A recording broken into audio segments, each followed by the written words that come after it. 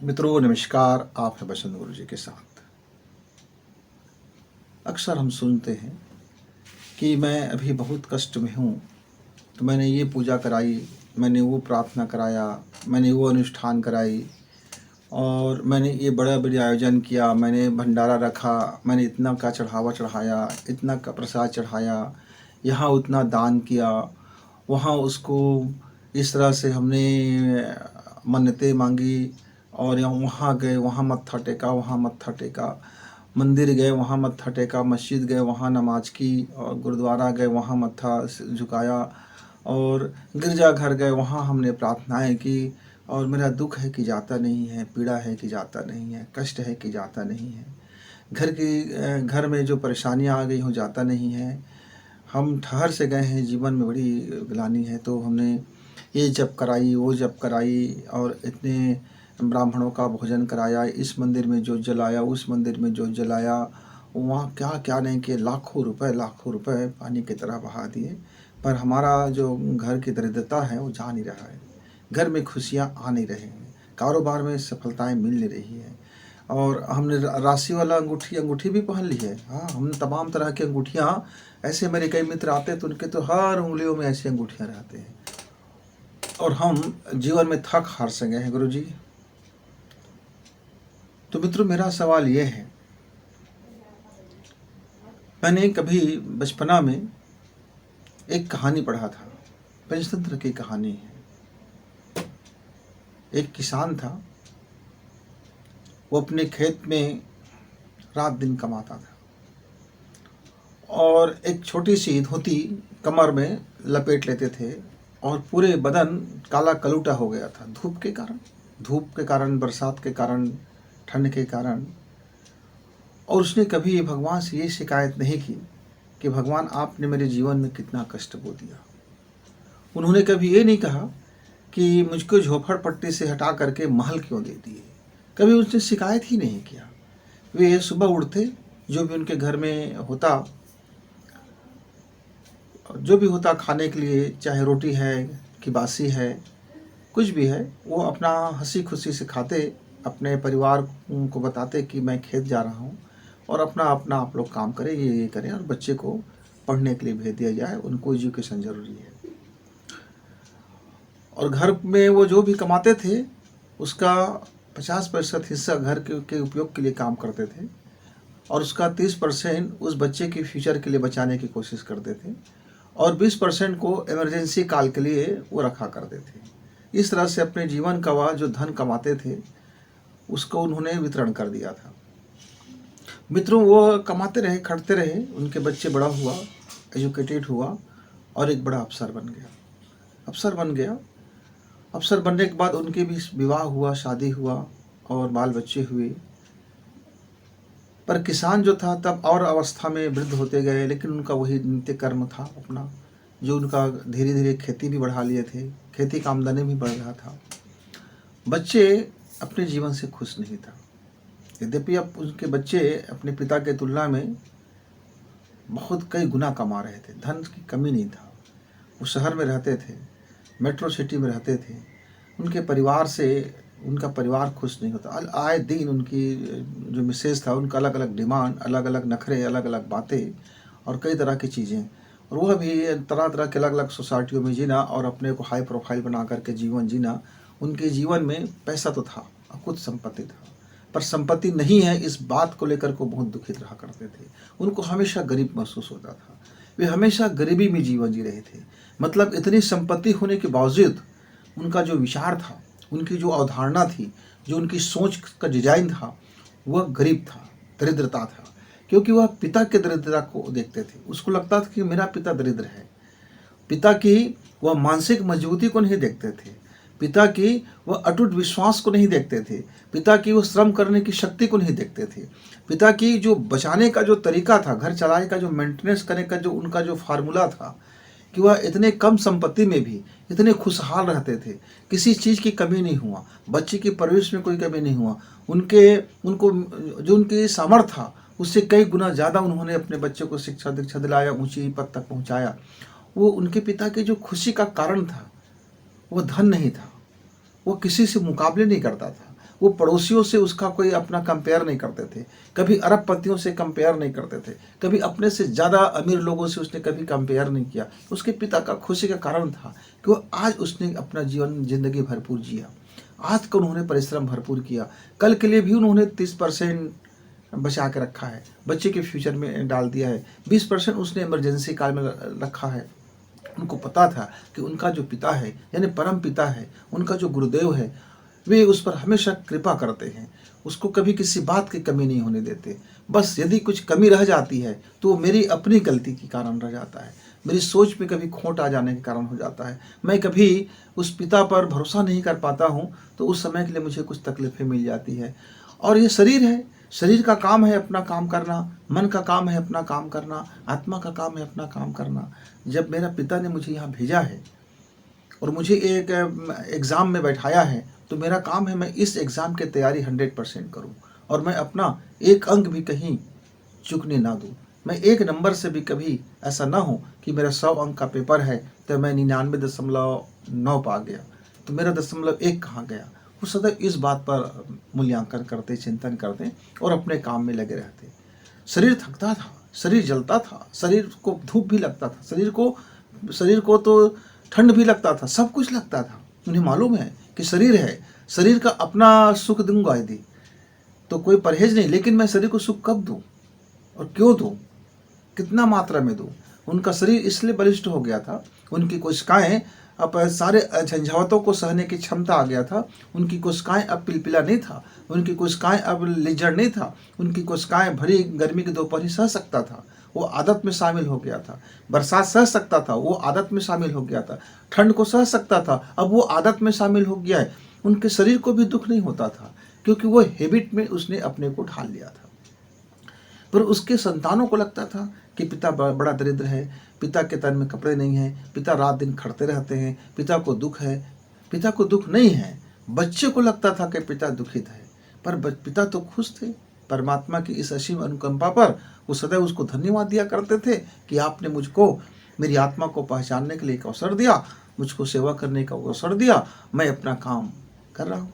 पर बच्चे लाखों कमाने के बाद भी दुखित थे, उनको लगता था कि उनके पास पैसा नहीं है। मित्रों, ये एक परिवार की कहानी है। एक दूसरी परिवार की कहानी भी उसी में था। एक दूसरा परिवार था, व्यवसायी परिवार था, पूंजीपति वर्ग था। एक अनहोनी उनके साथ हुआ और उनकी संपत्ति जाती रही।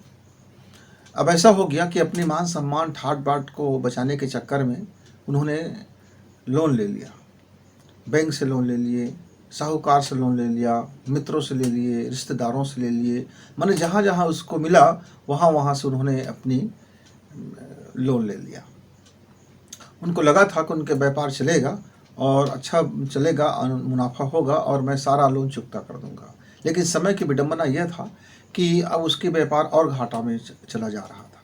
वो मेहनत यद्यपि बहुत कर रहे थे, लेकिन उसके घर में क्या था, जब भी वो घर में आते तो घर के लोग चिंता में रहते, बोलते कि व्यापार में हमारा बड़ा घाटा हो रहा है, हम इस लोन को कर्ज कैसे चुकेंगे, हम इनकी इतना कर्जदार हैं, हम उनकी इतनी कर्जदार हैं, हम उनकी इतनी कर्जदार हैं। और वो सारी चिंताओं को लेकर के वो पूजा कक्ष में जाता और भगवान के सामने में चंदन लगाता, फूल चढ़ाता, घंटियाँ बजाती, लेकिन सारा उनका दिलो दिमाग में कर्ज था, कर्ज था, कर्ज था, कर्ज था, कर्ज में डूबा हुआ, कर्ज की जो दुख का पीड़ा, कर्ज की अनुभूतियाँ, तब तमाम चीज़ों से उसका अंदर व्याकुल था। अब बाहर बाहर वो प्रार्थना कर रहे थे, अंदर व्याकुल था, बाहर से प्रार्थना कर रहे थे। फिर क्या हो गया, उसके घर में उसके घर वालों ने उनके साथ छोड़ना शुरू कर दिया। जवान बेटा बहू था, उन्होंने अपना घर उसने चले गए, बोले कि इस घर में रहना क्या, कुछ है नहीं, कर्ज है, कर्ज है, कर्ज है, कुछ है नहीं। मान सम्मान खोता गया, लोगों का नोटिस आते रहे, लोग धमकाते रहे। अब उसका व्यापार व्यवसाय सब नीचे उतरता गया, कंडम होता गया और वो नीचे होते होते वो बड़ा डिप्रेशन में आ गया। सब ने साथ छोड़ दिया। पत्नी ने भी कहा कि बच्चे के साथ चले गए, बड़े बुजुर्ग भी अपने अपने रास्ता देख लिया। अब वो व्यक्ति नितांत अकेला हो गया। जो कल तक का धनपति था, जिसके लोग चाकरी करते थे, लोग उसकी सम्मान में तारीफ बांधा करते थे, लोग उसको सिर आंखों बैठाया करते थे, क्योंकि तब उसके पास प्रचुर धन था, प्रचुर धन था, वो सदैव खुश रहते थे, हंसते थे और लोगों के मजाक उड़ा दिया करते थे कि अरे यार तुम कमाए धमाते हो नहीं, इसलिए तुम्हारे पास कर्जा है, तुम ऐसे हो वैसे हो। मतलब उसने धन का अहंकार था और इज्जत नहीं करते थे, सम्मान नहीं करते थे, लोगों के दुख तकलीफ का हंसी उड़ाया करते थे। अब इसके जीवन में वो नारकीय स्थिति आ गया। दोनों व्यक्ति का धर्मराज के पास पेशी हुआ। एक साधु से पूछा गया, एक संत से, अब बताइए इसमें से जो दो परिवार आप देख रहे हैं, इसके परिवार का क्या हो गया, क्यों हो गया? तो संत ने कहा, देखो इस किसान ने बड़ी शुद्ध भाव से अपनी जीवन जिया, पर इसके बच्चे दुखित हो गए, मतलब इसकी उस शुद्ध भावना का भी जो परिणाम नहीं मिला। इस धनपति ने भी खूब धन कमाया, खूब अनुष्ठान किए, खूब दान किया, खूब भंडारा किया, बहुत बड़े धार्मिक कार्य कराए, ऐसा कराए वैसे कराए, इसका भी उसको लाभ नहीं मिला। तो बोले हमारी इसको समझ में बात आ नहीं रहा है। तो धर्मराज ने उसको समझाया कि देखो ये दोनों आदमी अपने अपने कर्म फल से बंधा हुआ है, और ये कर्म फल आता है हृदय की शुद्ध भावना से। किसान अभी सुखी है, वह अभी अपने कारोबार में मस्त है, और वह अभी भी अपने को आनंदित महसूस करता है, उनका जीवन अभी स्वर्ग है। पर उसके संतान ने बाहर से देखा कि इनका जीवन दुखमय है, कष्टमय है। उसने कष्ट देखा कि इनके श्रम को, इनके परिश्रम को, इनकी रात दिन खटते हुए काम को।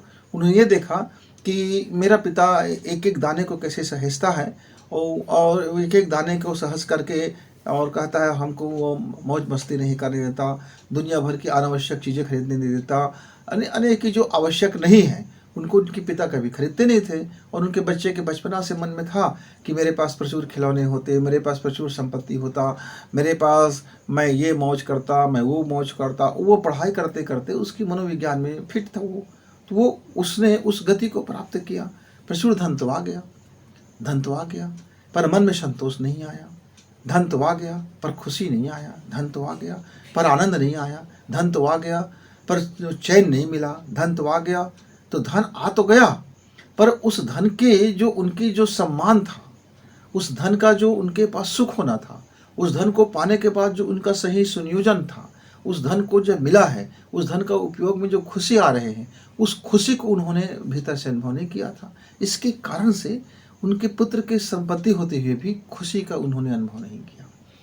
ये जो धनवान जो दंपति थे, जो व्यापारी जो दंपति था, इनके बाप दादे ने इनकी जो व्यवसाय स्थापित किया था और उनके पास प्रचुर धन था, पर उसके जो जिसने इसको स्थापित किया था वो शुक्रिया भगवान को तसल्ली से देते थे, हृदय से देते थे, और वो खुशी का अनुभव करते थे, आनंद का अनुभव करते थे, आनंद की प्रचुरता का अनुभव करते थे। अपने साथ साथ 10 लोगों को भी खुश रखते थे, आनंदित करते थे। किसी के दुख में काम आते थे, किसी के पीड़ा में काम आ गया, किसी के घर में कोई संकट आ गया तो उसको मुक्त हस्त से उन्होंने दिया। मतलब गैर खर्च तो नहीं किया, पर जहाँ जहाँ उसको लगा कि इसको मेरे देने से इनके बच्चों की खुशियाँ आ जाएंगी, इनके परिवार में खुशियाँ आ जाएंगी, इनके घर का एक बिगड़ता काम बन जाएगा, तो उतना ही मदद किया। और उस भाव से मदद नहीं किया कि इसके बदले में मैं अहंकार दिखाऊंगा, रोब झाड़ूंगा कि मेरी पूजा होगा। इसलिए उनके घर में उतने समय तक धन बरकत में रहा। लेकिन इस व्यक्ति ने जब से गद्दी संभाला, इसके मन में ईगो आ गया, अहंकार आ गया, भाव में अशुद्धिपन आ गया। इस अशुद्धि के कारण इनका धन धीरे धीरे समाप्त होता गया। और जैसे जैसे इसके सोच था, उस सोच ने अपने काम करना शुरू किया, और एक दिन ये बिल्कुल जीरो हो गए। अब जैसे जीरो होते गए, इस व्यक्ति के मन में आता गया, कहीं मेरे इस गरीबी में दुर्दिन में मेरा बेटा साथ तो छोड़ देगा क्या, तो छोड़ देगा क्या, मन में इतनी भाव आ गया कि बेटा बहू ने साथ छोड़ दिया। फिर इसके मन में बात आती गई कि मेरे परिवार वाले साथ छोड़ देंगे क्या, तो साथ छोड़ दिया। अंत में बात आया कि मेरी पत्नी भी साथ छोड़ देगा क्या, गहरी भाव से आया तो पत्नी भी साथ छोड़ दिया। अब इसके गहरी मन में गहरी ये बैठ गया है कि दुनिया का सबसे दुखित आत्मा है, इसने अपराध किया है, और अब अपराध बोध से ये अपने को गलाने से भर गया और ये डिप्रेशन में चला आया। मित्रों, यह इस कहानी को समझाने के बाद आपको समझ में बात आ गया होगा कि हम जो भावना रूप में जो सोचते हैं वही हमारी प्रार्थना होती है। प्रार्थना के लिए आपको अलग से बैठ करके किसी पूजा कक्ष में बैठ करके 10 मिनट आप भगवान से ये नहीं कह सकते कि मैं आपके लिए सच्ची प्रार्थना कर रहा हूँ। मित्रों, प्रार्थना सच्चा वही होता है जो कर्म में उतरता है। मित्रों, सच्ची प्रार्थना वही होता है जो भावना में उतरता है। जब कोई प्रार्थना हमारी भावना में उतरे और हमारे कर्मों में परिलक्षित हो, वो प्रार्थना भगवान के द्वारा सुन ली जाती है। हाँ, हम अपनी प्रार्थना की जांच परख और माहौल बनाने के लिए, अपने भीतर के मनोविज्ञान को सही करने के लिए हम एकांत कमरे में बैठ जाएं, और एकांत कमरे में बैठ जाएं, चाहे वो पूजा कक्ष हो, चाहे आपका नमाज कक्ष हो, चाहे आपका मंदिर हो, चाहे मस्जिद हो, कुछ भी हो, डिजाइन उसका कुछ भी हो, लेकिन है वो एकांत होना चाहिए, शोरगुल से रहित होनी चाहिए। और आप अपने से मिलें, अपने आत्मा से मिले, अपने अपने आत्मा से मिले। पहले आप अपना घर की सफाई करें, मतलब मन की सफाई करें, हृदय की सफाई करें, यानी भावना की सफाई करें, और अपना कर्म की सफाई करें। ये जब तीनों साफ सुथरा हो जाएगा तो फिर अपनी आत्मा को आमंत्रित करें।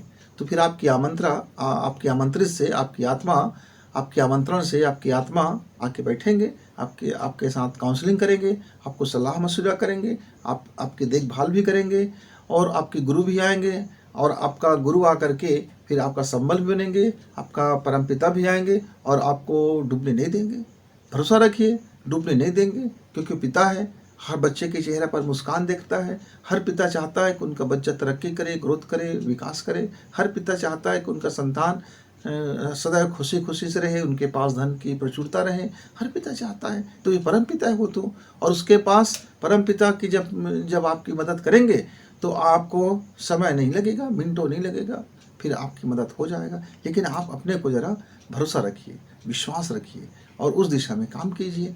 तो मित्रों, ये है सच्ची हृदय से की गई प्रार्थना। यदि आप इस तरह से प्रार्थना करते हैं तो आपके प्रार्थना को सुनने के लिए स्वयं भगवान दौड़ के आएंगे।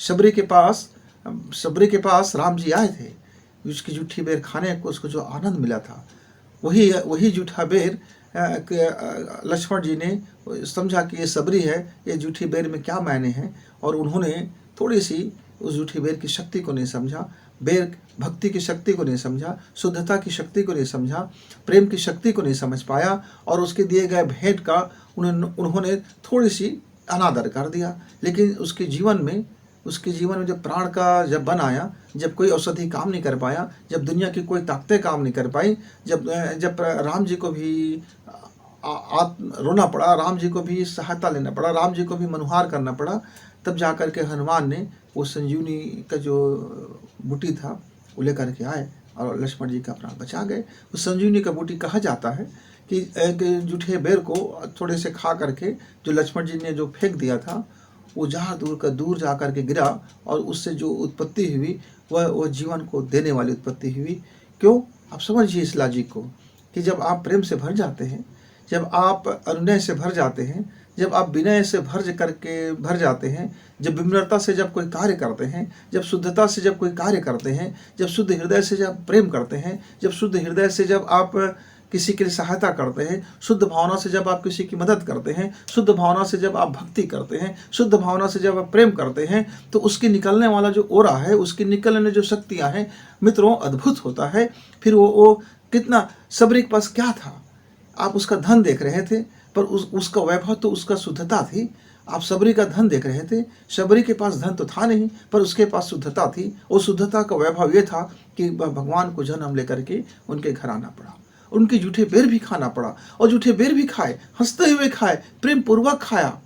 मित्रों, ये है शुद्धता की, ये है सच्ची की प्रार्थना की शक्ति, ये है आपके शुद्ध भावना की शक्ति, ये है शुद्ध कर्म की शक्ति। मित्रों, यदि आप अपने प्रार्थना करना सीखते हो तो घंटियां हिलाने से प्रार्थना नहीं होती, वो तो सोडा से उपचार है, पार्थिव पूजा है। आप कर सकते हो, पत्थर में भी भगवान पैदा कर सकते हो, पहले अपने कर्म में तो अपना भगवान को उतार लो। अपनी भगवान जब आपकी भावना में उतरेगी, आपकी भगवान जब आपकी कर्म में उतरेगी, आपकी भगवान जब आपके मनोमस्तिष्क में उतरेंगे, आपका भगवान जब आपके रोम रोम में उतरेगा, आपका भगवान आपके ब्लड के एक एक कोशिकाओं में जब उतरेगा, तो भगवान तो स्वतः आपके साथ है, बस आप ही हो के भुलाए रहते हो, क्योंकि आप जितनी ज़्यादा गंदगी करते हो भगवान उतना ही दूर होता हुआ चला जाता है। फिर आप ऊंची लगाओ, आवाज़ लगाओ, माइक लगा लो, बड़े बड़े स्पीकर लगा लो, हाई डिसेबल लगा लो, ऊंची मीनार में चढ़ जाओ कि आप पूरी दुनिया में साउंड स्पीकर लगा लो, पूरे ब्रह्मांड में आप गुंजाते रहो। फिर भगवान कहता है मुझे इसका नहीं सुनना है। जितनी ज़्यादा गंदगी होगा आपके भावना में, भगवान उतने ही दूर चला जाता है। मित्रों, जैसे जैसे हम अपनी भावना को शुद्धता में लाते हैं, वैसे वैसे निकट हमारा आता हुआ चला जाता है। फिर हम बिना बोले, हम थोड़ा सा भी बोल देते हैं तो भी भगवान सुन लेता है। आपको मैं एक जीवंत प्रमाण बताना चाहता हूँ। जीवंत प्रमाण आप घर सकते हैं, देख सकते हैं, कोई व्यक्ति कहीं भी देख सकता है। अभी नवजात शिशु है, अभी अभी उसने जन्म लिया है। बच्चा को नहीं मालूम कि उसको भूख लगी है कि नहीं है। बच्चे को नहीं मालूम कि उसने सुसु पोटी किया है, क्या किया है। बच्चे को नहीं मालूम है कि उसको कपड़े पहनना है। बच्चे को कुछ भी नहीं मालूम है, पर माँ सब कुछ कर देती है। बच्चे ने कोई मांग नहीं किया, बच्चे ने कोई डिमांड ही नहीं किया, बच्चे ने अभी तो रोया भी नहीं, माँ मुझे दूध चाहिए। पर माँ उसको अपने स्तन से लगा करके उसको दूध पिलाना सिखाता है कि मेरा संतान, तुमको मैं भूखा नहीं छोड़ूंगा, मेरे संतान को कोई कमी नहीं होने दूंगा। कुछ भी हो जाए, अपने खून को दूध बना करके मैं तुम्हारे मुंह में मैं मुंह डालूंगा निवाला, और तुमको मैं जीवित रखूंगा। माँ खुद उसकी पेशाब में, उसकी टट्टियों में वो उठाती है, अपने उनके सर बदन पे हो जाता है। वो बिल्कुल घृणा नहीं करती, प्रेम से उसको साफ कर लेती है, उसको भी साफ करता है, नहलाता है, धुलाता है, साफ सुथरा करता है, बच्चे की परवरिश करता है, देखभाल करता है। कभी बच्चे को पुकारना नहीं पड़ता। जैसे बच्चे बड़े बड़े हो जाते हैं, धीरे धीरे बच्चे फिर पुकारते हैं, उसके पुकारने पर माँ आती है, फिर स्तनपान कराती है। फिर जैसे जैसे बच्चे बड़े होते हैं, माँ ने स्तनपान करना बंद करा देते हैं, फिर उसका बाहरी भोजन देना शुरू करते हैं। फिर बच्चे और बड़े हो जाते हैं, अपने हाथ से खाना सीख जाते हैं। बच्चे और बड़े हो जाते हैं, अब अपने हाथ से कमाना शुरू कर देते हैं, और अपना निवाला खुद कमाते हैं। फिर बच्चे कभी माँ को पुकारते नहीं हैं, पर बच्चे माँ को नहीं पुकारते हैं, पर माँ तो देखती रहती है कि मेरे बच्चे को कोई चोट ना जाए, मेरे बच्चे को कोई तकलीफ ना हो जाए, मेरे बच्चे को कोई दुख आ जाएगा, तो वो दौड़ चली जाती है। जब आप गिर जाते हो तो मुंह से क्या निकलता है? माँ। और अब माँ दौड़ करके आ जाती है, आपकी सेवा करती है, सुसरा करती है। आप उसको लात भी मार देते हो, तब भी आपके दुख में, आपकी पीड़ा में माँ दौड़ कर आ जाती है। वक्त पड़ने पर माँ आपको गाली देती है, वक्त पड़ने पर माँ आपको चांटा मारता है। आपको सुधा करने के लिए माँ ने आपको कितने दफा पीटा होगा। आप स्कूल नहीं गए, माँ ने क्रोध से आंख लाल हो गया, गुस्सा आ गया, दे दिया 2-4 चापट। आप स्कूल जाने लगे, फिर दुलार दिया, फिर रसगुल्ला खिला दिया। माँ तो दुलार करती है, क्रोध भी करती है। मित्रों, यदि मेरे जीवन में कोई कष्ट आया है तो मेरे ही किसी गलती के कारण आया है। मेरा माँ देख रहा है, मेरा पिता देख रहे हैं। बस सच्ची भावना से एक बार आपको माँ को पुकारना है, सच्ची भावना से एक बार अपने पिता को याद कर लेना है। आपके दुख तकलीफ में दौड़े चले आएंगे, वो सहज रूप से आपको अपने हाथों से उठा लेंगे, आपको बाहर होने नहीं देंगे, वो गिरने नहीं देंगे। बस वो तो ये है कि हम ही उसको नहीं पुकारते, हमको अहंकारवश नहीं पुकारते, अपने अंदर में मनोमालिन्यवश नहीं पुकारते। मेरे एक मित्र ने पूछा, गुरुजी, मैं जब भी ध्यान के लिए बैठता हूँ तो मेरे मन में शांति नहीं बल्कि बेचैनी आ जाता है। मैं जब भी आंख बंद करता हूँ तो मेरे मन में बड़ी क्रोध आ जाती है। मैं जब भी आंख बंद करके बैठता हूँ तो कितने लोगों ने क्या क्या किया, मेरे प्रति क्या क्या लोगों ने किया, वो सारी चीज़ें मेरे सामने घूमने लगती हैं, और मेरा ध्यान नहीं लगता। हाँ मित्र, आपकी जो भावना है वो दूसरे को देखते हैं। आपकी भावना ने देखा कि आपके पति ने आपके लिए क्या किया, आपके भावना ने देखा कि आपके बच्चे आपके लिए क्या करते हैं, आपके भावना ने देखा कि आपके ससुर आपके लिए क्या करते हैं, आपके भावना ने देखा कि आपका पिता आपके लिए क्या करते हैं, आपकी भावना ने देखा कि आपकी माँ आपके लिए क्या करती है। मैंने दुनिया जो क्या करती है मेरे लिए, आप उसको तो दिखे नहीं, बस मैंने ये किया, मैंने वो किया, मैंने ये किया, मैंने ऐसे किया और बदले में उसने ऐसे किया। यानी भावना दुर्भावना से ग्रसित हो मित्र। आपके मन के अंदर में जलने की बड़ी बदबू आ रहा है मित्र। आपके अंदर में आपकी भावनाएं दुर्गंध मार रहे हैं मित्र। आपके अंदर में आपका अहंकार सड़ चुका है मित्र। इतना सड़ गया है कि आपके बदन को सड़ा रहा है, आपके भावना को सड़ा रहा है, आपकी मनोमालिन्यता को सड़ा रहा है, आपकी आत्मा को भी सड़ाने के जा रहा है। आपके अंदर में जो ईगो है, आपका ईगो, आपका क्रोध, आपका जलन, आपका द्वेष, आपका डाह, सब मिल करके आपके जीवन में बहुत ज़्यादा बदबू फैला दिया है मित्र, बहुत ज़्यादा। तो आप अपने मन की जो कबाड़ है उसको साफ करें, भावना को विपरीत करें, प्रेम भरेंगे। आप अंदर में प्रेम भरेंगे, सबके लिए प्रेम भरेंगे। क्या दुश्मन है आपका? कितने मित्र को मैं जानता हूँ, पति पत्नी है लेकिन मित्र नहीं है, दुश्मन है। दुनिया का सबसे बड़ा दुश्मन यदि कोई है तो वो दोनों आपस में है। वो दुनिया को जीत सकता है पर अपने परिवार से कैसे जीतेगा। मैं कितने परिवार में देखता हूँ माँ पुत्र के बीच में दुश्मनी है, जो उनका दोस्त होना चाहिए वो आज दुश्मन बने बैठे हैं। दुनिया को जीत लेगा पर पिता और पुत्र कैसे जीतेगा, माँ और पुत्र कैसे जीतेगा, पति पत्नी दूसरे को कैसे जीतेंगे, भाई बहन एक दूसरे को कैसे जीतेंगे, परिवार में एक दूसरे को कोई भला हरा सकता है, कोई किसी से भला जीत सकता है। ये वाहियात जो जीवन शैली है मित्र, इसको बदलिए। ये घटिया जो सोच है उसको बदलिए। ये उल्टी गंगा जो बहार है उसको बदलिए। परिवार है स्नेह का नाम, परिवार है सहकार का नाम, परिवार है एक दूसरे के सेवा करने का नाम, परिवार है एक दूसरे को खुश रखने का नाम, परिवार है एक दूसरे को संभालने का नाम। अरे परिवार है एक दूसरे को समझने का नाम, समझाने का नहीं है, ठीक को ठाक करने का नहीं है। आप ठाक ठाक ठाक ठाक करते हो, ठीक कैसे भला होगा। आप उंगली पे नचाए नचाए फिरना चाहते हो, मतलब कोई नाचेगा आपके इशारों पर, क्यों नाचेगा भला। परिवार है, सहकार है, समझौता है, एक दूसरे का संबल है, एक दूसरे का मजबूत बनिए। नहीं नहीं नहीं, हम एक दूसरे की गला काटेंगे तो फिर प्रेम कहाँ होगा, फिर भगवान आपकी प्रार्थना कैसे सुनेगी। हम एक दूसरे को गाली गलौज लगाएंगे तो फिर भगवान आपकी कैसे सुनेगा। भगवान तो बहुत दूर चला जाएगा आपसे, बहुत दूर चला जाएगा। मित्रों, लाइफ को जैसे जैसे हम ठीक करते हैं हमारे भगवान हमारे करीब आते चले जाते हैं। फिर भी मेरे एक मित्र ने कहा कोई तो ऐसा उपचार होगा गुरुजी जिससे हम अपने अंदर की इस कूड़ा को, कबाड़ को, इस गंदगी को, इस बदबू मारते अहंकार को और ये इस तमाम चीज़ों को हम बाहर करने का कोई विकल्प होगा। हाँ मित्र, क्यों नहीं होता है। जहाँ चाह वहाँ राह, यदि चाह उड़ती है तो राह भी उड़ती है। सबसे पहला काम है बड़ा दिल रखना, और दूसरा काम है धीरज, और तीसरा काम है मित्र सबके लिए सद्भावना की मंगल कामना। ये जीवन में उतरना चाहिए। बड़ा दिल का मतलब है कि जिसने भी जाने अनजाने आपके प्रति जो भी कर दिया है, हो गया है आपके जीवन में, माफ़ कर दो, हृदय से माफ़ कर दो, अंदर से सोच कर माफ़ कर दो। दोबारा उसे याद करने की ज़रूरत नहीं है, मेमोराइज करने की ज़रूरत नहीं है, किसी को बताने की ज़रूरत नहीं है कि किसने मेरे लिए क्या किया। छोड़ दो। आपने मुट्ठी में, मान लीजिए मेरे मुट्ठी में मेरा मोबाइल है, अब मैं कहूँगा कि ये मोबाइल मुझे पकड़ रखा है तो मेरी सोच गलत है मित्र। जैसे इस मोबाइल को मैं छोड़ता हूँ मेरे हाथ से वो खाली हो जाता है। तो जैसे ही हमने भावनाओं को हमने छोड़ दिया, हमने अपने प्रति जो आघात है उसको छोड़ दिया, माफ़ कर दिया। माफ़ करने का मतलब ही छोड़ देना। अब मेमोरी मत लाइए, बिल्कुल याद मत लाइए, किसी से बात भी मत कीजिए, किसी को बोलिए भी मत, कभी किसी को उदाहरण भी मत दीजिए। कभी आपके जीवन में कुछ हो गया है तो कभी ताना भी मत मारिए, कभी कुछ ऐसा मत कीजिए। आप जीवन में ज़रा उसको फॉलो करें। और दूसरा क्या काम है, आपने बड़ा दिल रख लिया, आप सद्भावना की कामना करें। घर में आपके जितने भी मेंबर्स हैं सबके बीच में आप अपनी सद्भावना दें, अपना प्रेम दें, अपनी सेवा दें। आपके जितने भी लोग सहकार से जुड़े हुए हैं, आपके कारोबार से जुड़े हुए हैं, आपके से जो जुड़े हुए लोग हैं उनके लिए अच्छी भावना करें। उनका परिवार सुखी हो, उनके परिवार में खुशी हो, उनके पास धन के प्रचुरता हो, उनके बीच में भी प्रेम बहता रहे। और मुस्कुराहट, जैसे आप सद्भाव के साथ मुस्कुराते हैं और भीतर में उसको अनुभव करें कि आपका प्रेम, आपका घर में किस तरह से सुंदर भावना आ गया है।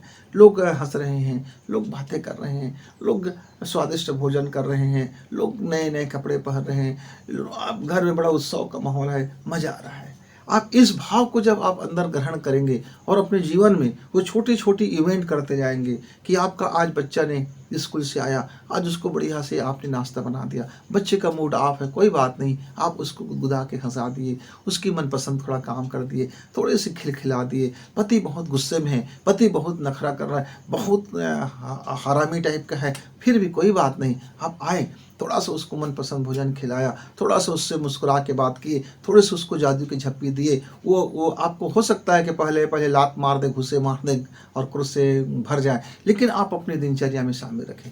थोड़े थोड़े ऐसे करते जाएं। बड़े बुजुर्गों का प्रणाम कर लिया, बड़े बुजुर्गों के दुख तकलीफ में थोड़ी सेवा कर दिया। तो हम इस तरह से जब यदि एक दूसरे के साथ में, यानी पति है तो पत्नी के लिए वही नियम लागू होगा कि वह भी यदि पत्नी बाहर से आती है या आप भी बाहर से आते हो तो उससे ज़रा गुस्से में कम बात करो, जरा थोड़ा सा मुस्कुरा के बात कर लो।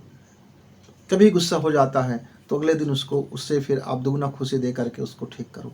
कुछ ऐसी सद्भावना को कुछ सद्भावना जीवन में उतारेंगे कुछ जब सद्भावना जीवन में उतारेंगे, तो जब आप अपने प्रभु से जब आंख बंद करेंगे तो आपको ये सुंदर छवि दिखाई देगा, आपको ये महकता हुआ छवि दिखाई देगा। तो फिर आपका प्रभु आपके सामने में एक सुंदर प्रकाश के रूप में, एक सुंदर मुस्कुराते हुए फूलों की तरह सुगंधमय आपका वातावरण आपकी आंख बंद करते ही दिखाई देगा मित्र। फिर आप उनसे कहेंगे कि मेरे घर में सुखी संपन्नता है, मेरे घर में धन की प्रचुरता है, मेरे घर में खुशी की प्रचुरता है, मेरे घर में आनंद की प्रचुरता है। मुझसे जो लोग मिलते हैं बड़े खुश हो जाते हैं। मेरे पास जितने भी लोग जुड़ते हैं उनके घर में भी खुशियाँ हैं। हे ईश्वर, मैं अभिभूत हूँ और आपने मुझे इतना दिया, इसके लिए मैं धन्यवाद करती हूँ, मैं धन्यवाद करती हूँ। मित्रों, मांगने की जरूरत ही नहीं है। आपका माँ आपको जानता है ना कि क्या जरूरत है। छोटे बच्चे को मांगते नहीं, फिर भी माँ दे देते हैं। और बड़े बच्चे मांगते मांगते थक जाते हैं, न पिता सुनते हैं न माँ सुनता है। कहता है कि अपनी आदत सुधारो, अपनी आचरण सुधारो, इधर उधर की लफंटूसगिरी बंद करो, इधर उधर की मगजमारी बंद करो, अटरम सटरम का जो काम करते बंद करो, सीधे रास्ते पे आओ, सही आचरण करो, अनुशासन जीवन जियो, मेहनत करो। देंगे? अभी नहीं देंगे। तो मित्रों, जब आप अपने बच्चे को बिना जांचे परखे कोई चीज नहीं देते हो, 1 रुपए का मोबाइल नहीं देते हो, अधन्नी चवन्नी नहीं देते हो, मुस्कुराहट नहीं देते हो, तो वो तो ईश्वर है, परम पिता है।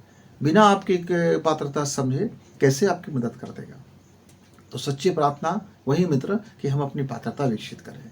जैसे ही हमारी शुद्धता बढ़ेगी, जैसे ही हमारी पात्रता बढ़ेगी, हमारा माँ जानता है हमारी झोली में डाल ही देगा। उसके लिए आपको शंका करने की जरूरत नहीं है, उसके लिए अलग से कोई मांगने की जरूरत बिल्कुल नहीं मित्र।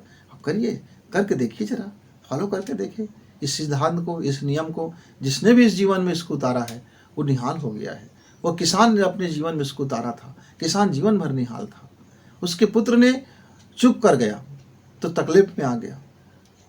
जो व्यापारी था उसके पिताजी ने उसको सिद्धांत को अपनाया था, जीवन में फॉलो किया था, तो धन की प्रचुरता था। पर उसके संतान ने जरा उसको अहंकार ने घेर लिया तो वो क्षीण होते चले गए। तो मित्रों, कर्म में शुद्धता होनी चाहिए और भावना में पवित्रता होनी चाहिए। जैसे ये दोनों चीज होते हैं तो एक बार उनका मांगा हुआ चीज फिर दौड़ के आ जाता है, उनको मिल ही जाता है।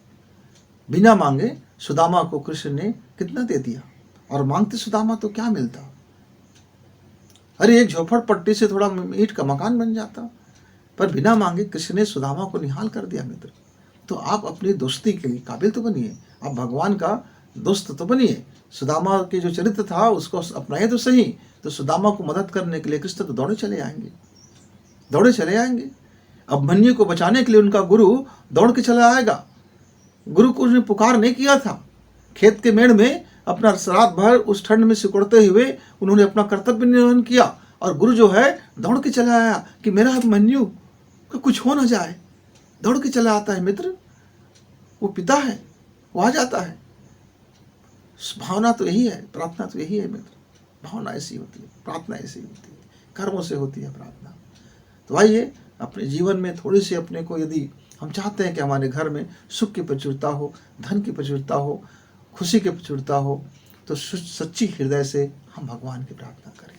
मित्रों, फिर मिलेंगे, तब तक गुरु जी को इजाजत। नमस्कार।